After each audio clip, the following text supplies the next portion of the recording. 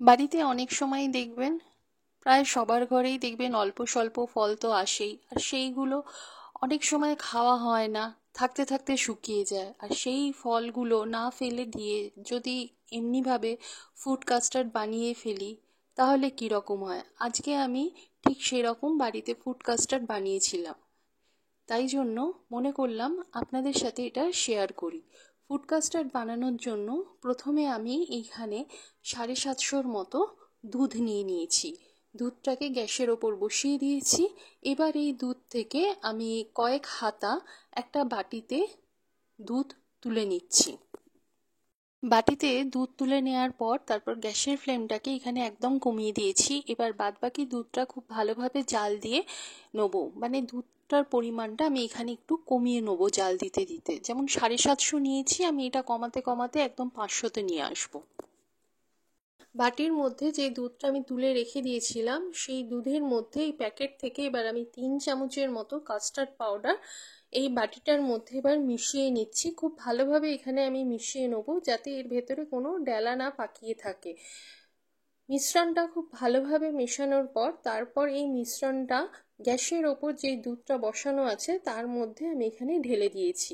ঢেলে দেওয়ার পর এইখানে এবার আমি হাতা দিয়ে দুধটাকে আমি কন্টিনিউ নাড়াতে থাকবো, যাতে না দুধটা নিচ থেকে পুড়ে না যায় বা ডেলা না পাকিয়ে যায়। গ্যাসের ফ্লেমটা এখানে কিন্তু লোতেই করে রেখে দিয়েছি।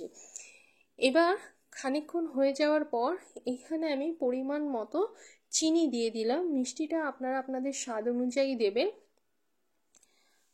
চিনিটা দেওয়ার পর দুধটাকে এখানে একদম মিডিয়াম ফ্লেমে রেখে এই দুধটাকে কন্টিনিউ এখানে নাড়াচাড়া করে যাব, যতক্ষণ না দুধটা খুব ভালোভাবে গাঢ় হয়ে আসে। এখানে দেখুন অনেকক্ষণ মানে জাল দেওয়ার পর দুধটা এখানে অনেকটাই গাঢ় হয়ে এসেছে। এইখানে এবার আমি গ্যাসের ফ্লেমটাকে অফ করে দেবো। আপনারা যদি এর চেয়েও বেশি দুধটা গাঢ় মানে রাখতে পছন্দ করেন, তাহলে আরেকটু কাস্টার্ড পাউডার অ্যাড করে দিতে পারেন।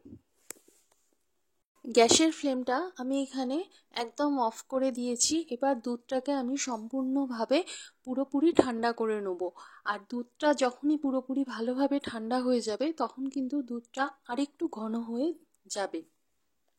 ঘরে যেটুকুনি আমার মানে ফল বেঁচে ছিল, তার মধ্যে আমি এখানে সব ফল কেটে নিয়েছি, যেমন কালো আঙুর, সবুজ আঙুর, বেদানা, আপেল আর কলা। আপনারা আপনাদের ইচ্ছে অনুযায়ী এখানে ফলের ইউজ করতে পারেন বা কম বেশিও একটু করে নিতে পারেন। এবার এই ফলগুলো আমি এবার দুধের মধ্যে মিশিয়ে নেব। দুধটা কিন্তু একদম এখানে ঠান্ডা হয়ে গেছে, আর ঠান্ডা হয়ে যাওয়ার পর দুধটা কিন্তু অনেকটাই গাঢ় হয়ে গেছে। এবার এই ফলগুলো আমি এক এক করে দুধের মধ্যে ঢেলে দিচ্ছি। ঢেলে দেওয়ার পর খুব ভালোভাবে আমি মিশিয়ে নিচ্ছি। এখানে চাইলে আপনারা কাজু কিশমিশেরও ইউজ করতে পারেন। এবার মিশিয়ে নেওয়ার পর তারপর এইটাকে আমি ফ্রিজে রেখে দেবো ঘন্টা দুয়েকের মতো। আপনারা চাইলে ফ্রিজে নাও রাখতে পারেন, এমনিও সার্ভ করে দিলে খেতে খুবই ভালো লাগবে, কিন্তু ঠান্ডা ঠান্ডা আর একটু বেশ খেতে বেশি ভালো লাগবে। ঘন্টা দুয়েক ফ্রিজে রাখার পর তারপর এটাকে এবার আমি সার্ভ করে দিচ্ছি, আর ওপর থেকে ছড়িয়ে দিচ্ছি একটু বেদানা। ব্যাস তৈরি হয়ে গেল এখানে আমাদের ফ্রুট কাস্টার্ড। সামনে দোল আসছে, দোলের সময় কিন্তু গোপালকে এমনিভাবে ফ্রুট কাস্টার্ড বানিয়ে দেওয়া যেতেই পারে।